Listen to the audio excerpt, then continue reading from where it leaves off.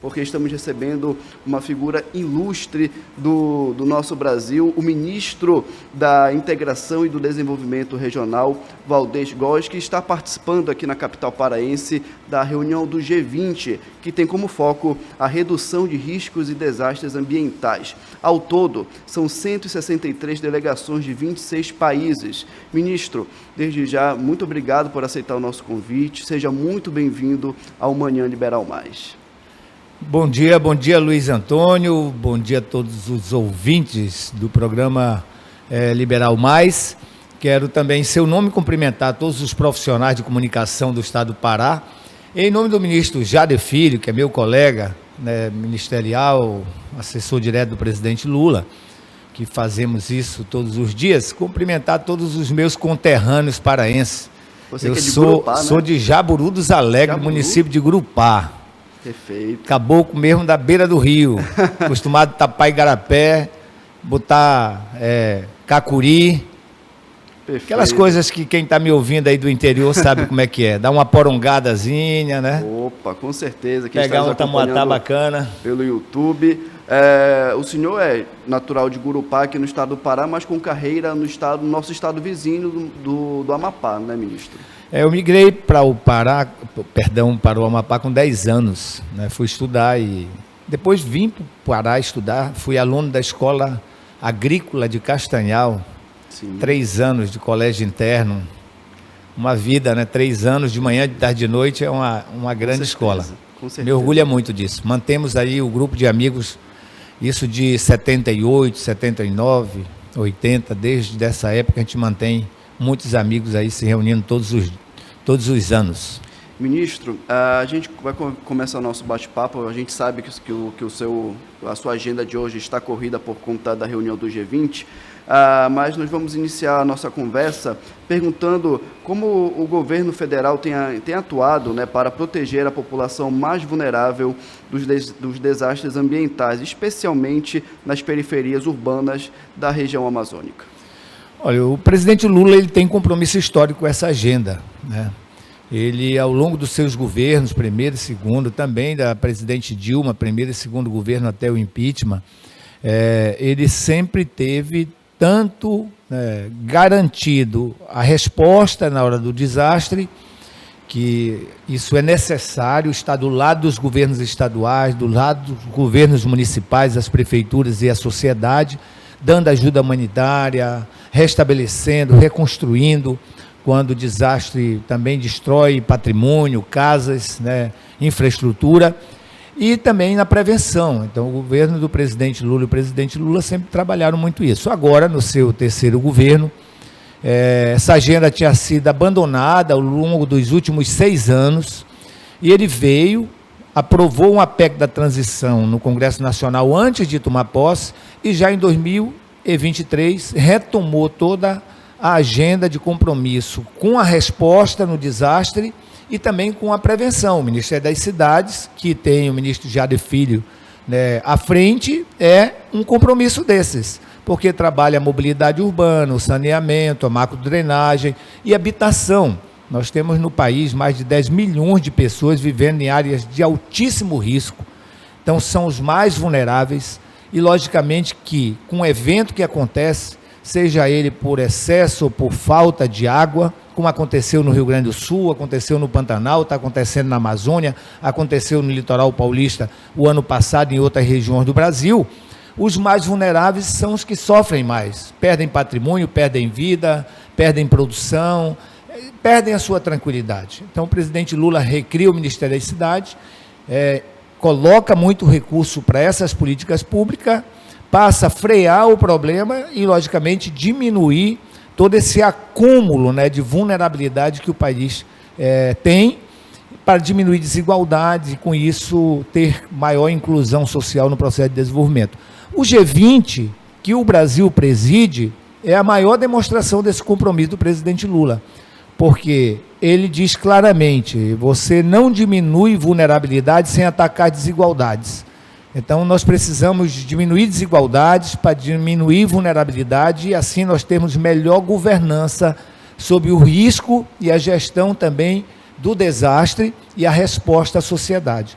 é o que eu hoje e o ministro Jade temos a responsabilidade, com as reuniões virtuais que já fizemos, com a presencial no Rio de Janeiro, e encerrando os trabalhos dos países do G20 convidados aqui em Belém ontem, hoje e amanhã, saímos daqui com uma declaração assinada por todos os países do G20 e convidados, uma declaração ministerial, pela primeira vez no mundo, né, na história do G20, sairá uma declaração desses países participantes de compromisso com a política de gestão do risco e desastre no mundo. O Brasil, com a sua experiência, está colocando a sua contribuição lá, e esta missão que eu, ministro Jade, estamos fazendo aqui no Pará nesta semana. Ou seja, os resultados positivos na reunião do G20. Ministro, nós estamos vivendo aqui na região amazônica a questão da estiagem, da seca, que está afetando municípios do estado do Pará, inclusive, cidades que já decretaram situação de emergência por conta da seca. Quais são os municípios considerados mais críticos na região amazônica, norte, e também no estado do Pará, que tem recebido atenção especial do governo federal? Olha, no Pará é o Baixo Amazonas. Então, toda essa região do Baixo Amazonas, são dezenas de municípios, são os que sofrem mais com a estiagem. Mas na Amazônia, nós chegamos, ao longo do ano, a atingir quase 100% da Amazônia. A estiagem começa em Roraima, janeiro e fevereiro, depois nós temos um espaçamento ali entre março e abril, e maio, com antecipação, o ano passado e esse ano. Aí você tem o Acre, Rondônia, o Amazonas, o Pará, no Baixo Amazonas mais precisamente, e depois o Amapá, já caminhando ali para a região da Foz do Amazonas. Agora, nesse momento, ontem, eu reconheci o decreto do governo do estado do Amapá, onde os 16 municípios do estado já sofrem com estiagem. E todos os municípios aqui da parte do Baixo Amazonas, no Pará, também nós já reconhecemos. Quais são as ações do governo federal? São muitas ações. Atua desde o Ministério do Desenvolvimento Social, com ajuda humanitária também, o Ministério da Saúde, sob a coordenação da ministra Anísia, com kit em saúde pública, de medicação e tantos outros insumos. O Ministério das Minas e Energia abastecendo os sistemas isolados, comunidades isoladas, para garantir 2, 3, 4 meses ali de condições de funcionamento dos seus sistemas. O Ministério de Portos e Aeroportos, DENIT, está atuando muito nos fluentes do Rio Amazonas, acima ali de Manaus, com dragagem para garantir, melhorar a navegabilidade. O Ministério da Integração e Desenvolvimento Regional, nós atuamos com ajuda humanitária, o Ministério da Pesca com auxílio aos pescadores, e para isso o Ministério da Defesa também atua fortemente com toda a empregabilidade dos seus equipamentos, do seu pessoal. Ministério da Justiça, através de Polícia Federal também, na investigação, porque tem muitas ações, às vezes, que são criminosas quando se trata de desmatamento ilegal e também de queimadas. Então, o governo federal, numa sala de situação, coordenada pelo ministro Rui Costa, com a transversalidade e integração de todos os ministérios, ao ladinho ali do presidente Lula, atua fortemente. No meu caso, especificamente, ajuda humanitária, eu que trabalho o reconhecimento. Agora, neste momento, nós temos já 2 medidas provisórias do presidente, que as 2 somadas garantem quase R$1 bilhão para a resposta só na Amazônia. Tá? Então, ajuda humanitária é alimentação, é combustível para transporte, é água, são insumos mais diversos que a comunidade tem necessidade, que o governo do Pará, ou do Amazonas, ou do Amapá apresentam, ou os municípios isoladamente, e a gente garante os recursos para essa ajuda humanitária. Mas o presidente Lula também, o ano passado, tomou a decisão de pagar aos pescadores na Amazônia o auxílio emergencial de 2 salários mínimos de uma única parcela. O ano passado fez isso aos pescadores da Amazônia, porque eles são atingidos, neste caso, não só pelo defeso. Então, tem uma época do ano que a reprodução diminui, o governo federal já está na lei, paga o seguro-defeso. Só que, além do seguro-defeso, nós temos o problema da estiagem, que não estava nessa conta. A estiagem acaba atingindo, de outras maneiras, a atividade econômica dos pescadores. Aí o presidente Lula criou, sazonalmente, especificamente para o período da estiagem, o auxílio emergencial para os pescadores. Assim como fez lá no Rio Grande do Sul, que pagou R$ 5.100 para todos que foram atingidos naquele evento, na Amazônia é estiagem. Então, os pescadores no ano passado receberam dois salários mínimos, e este ano, a primeira medida provisória já está sendo pago a 112 mil pescadores na Amazônia, muitos do Pará, 2 salários mínimos. Agora eu estou juntando as informações dos municípios do estado do Pará, do estado do Amazonas e do Amapá, que não foram alcançados na primeira medida provisória, e vamos demandar para o presidente Lula uma segunda medida provisória para que esses pescadores também recebam. E por que não foi contemplado no primeiro? Porque a medida provisória ela é específica para aqueles casos que já estão reconhecidos pelo governo federal. E nós não podemos esperar que todos os municípios entrem em emergência, todos os pescadores sejam atingidos, para pagar aqueles que já foram atingidos. Então a decisão foi pagar quem já estava atingido, e os demais municípios, agora a gente está reunindo as informações para incluir numa segunda medida provisória. Então, ajuda humanitária e auxílio emergencial aos pescadores são 2 exemplos de política pública para assistir o povo da Amazônia no período de estiagem. E, ministro, voltando para a questão do G20, quais são os resultados, os objetivos esperados com a reunião na prática? E o que muda a partir desse momento, dessa reunião? Bem, primeiro, reforçar mais uma vez, é importante que no rádio, no YouTube, a gente vá e volte em temas que são importantes para todos nós entendermos que é prioridade do Brasil, do mundo, dos governos. Então, desigualdade é um ponto número 1 para a gente diminuir vulnerabilidade e diminuir o risco que todo o povo brasileiro e mundial sofre com a frequência e a intensidade dos eventos, por falta ou por excesso de água. No Brasil, basicamente, são esses eventos. Aqui, graças a Deus, nós não temos problema de terremotos, temos de vulcão, de tornados, alguns problemas que às vezes perturbam além das chuvas e a escassez. Mas no mundo tem outros tipos de eventos. Aqui nós temos eventos também biológicos, tecnológicos, um caso de barragens, aconteceu Mariana lá, sim. Essas questões também minerária. Então, temos outros eventos, mas o mais frequente é a falta ou excesso de água. Perfeito. Então, o Brasil sofre com isso. Por isso, tem que diminuir desigualdades para diminuir vulnerabilidade. Segundo, criar resiliência com infraestruturas, seja na reconstrução ou na construção de novas infraestruturas, atingidas pelos eventos, mais resilientes. Nós não podemos fazer uma ponte hoje, ela ser destruída no ano seguinte e voltar a fazer a ponte do mesmo jeito, com a mesma tecnologia, numa mesma altura, e vier a enxurrada e levar a ponte. Isso serve também para muitas outras infraestruturas na Amazônia e no Brasil, certo? Terceiro, financiamento. Tudo isso precisa de dinheiro. E como é que vai se bancar isso? Então você tem o orçamento público, mas também você tem outras iniciativas. O Brasil, por exemplo, está adotando colocar recursos advindo de multas ambientais, de apostas não recolhidas, de emendas parlamentares, se taxar as grandes fortunas no mundo, tirar uma parte para investir nas pessoas que estão em maior vulnerabilidade, então tem que ter também investimento nisso. Outro ponto importante, trabalhar o que a gente chama de soluções com base na natureza. Em regra, durante muitos anos, todos nós, governantes, sociedade, morador mais comum, com seu terreno de 10 por 15, a gente tende a impermeabilizar toda a nossa área.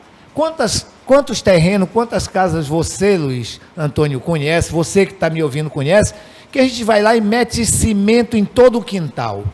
Sim. Olha, isso causa um problema no quintal da gente, na rua da gente e na cidade. Então, governos que impermeabilizaram toda a cidade, quando vem as grandes enxurradas, a água tem que passar em algum lugar. E, às vezes, ela passa na casa daqueles que estão vivendo em condições mais desumanas e destrói a casa das pessoas. Se aquela casa foi para um morro, o morro vem abaixo e morre pessoas. Então, as soluções com base na natureza, entender e conhecer como a natureza se comporta, para a gente não desafiar a natureza com determinados tipos de construção, é importante. Então, soluções com base nesse conhecimento da natureza também é uma coisa que a gente debate muito nesses eventos. Ministro, para nós irmos à reta final do nosso bate-papo, Ano que vem, Belém vai ser sede da COP30, evento das Nações Unidas com relação a mudanças climáticas e desastres naturais.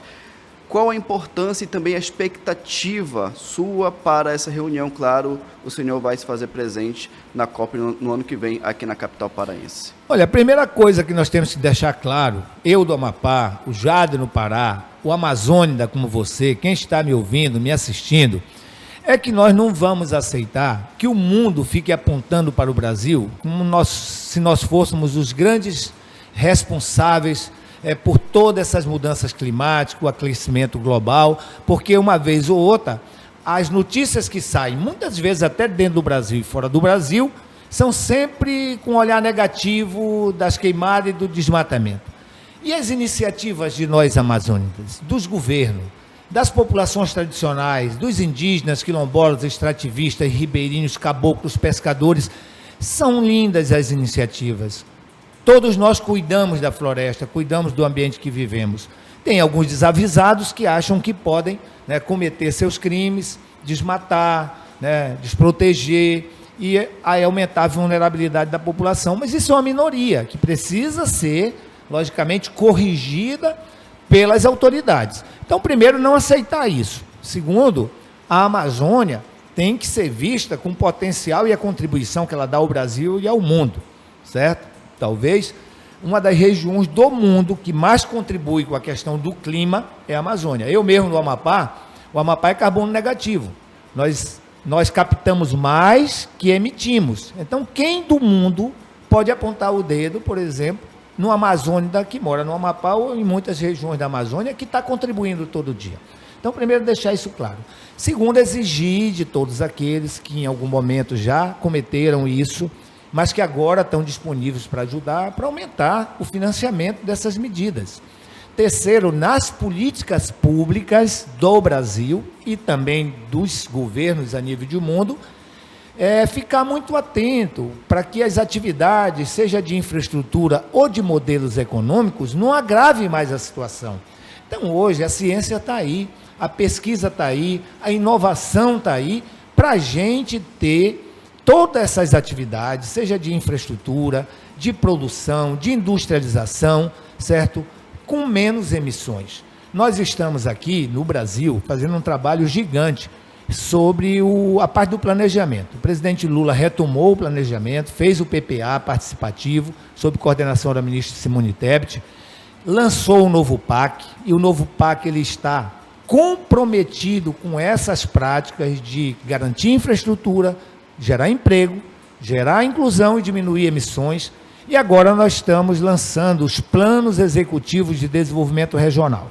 Acho que até final do ano o presidente Lula lança o Desenvolve Amazônia, com base nas aptidões da Amazônia, nas vocações amazônicas.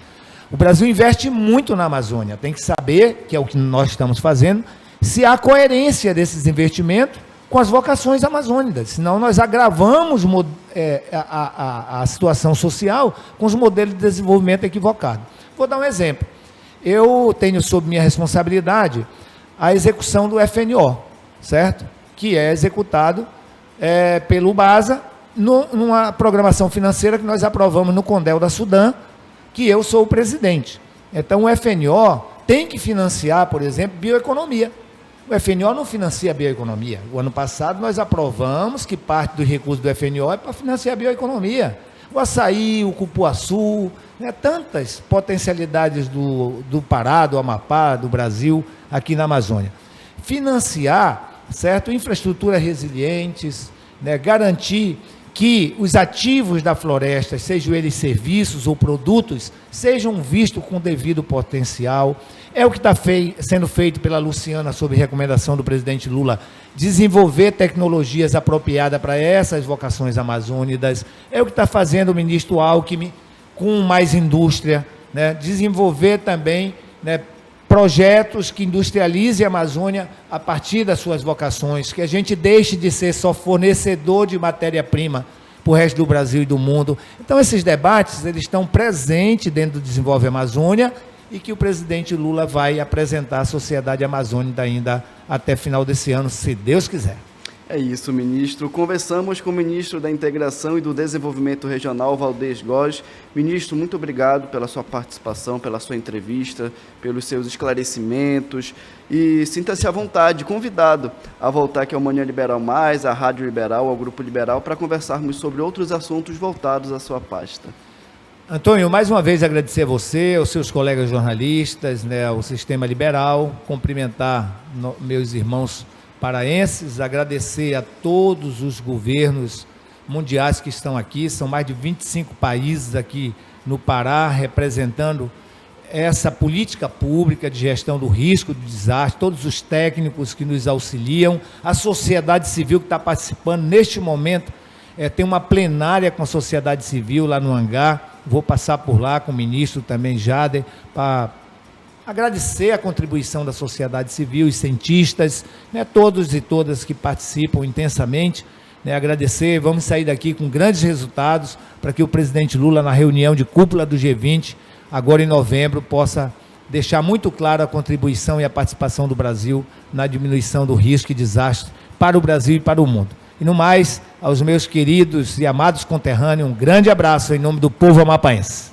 Muito obrigado, a gente que agradece, um forte abraço ao senhor também, ministro Valdez Góes.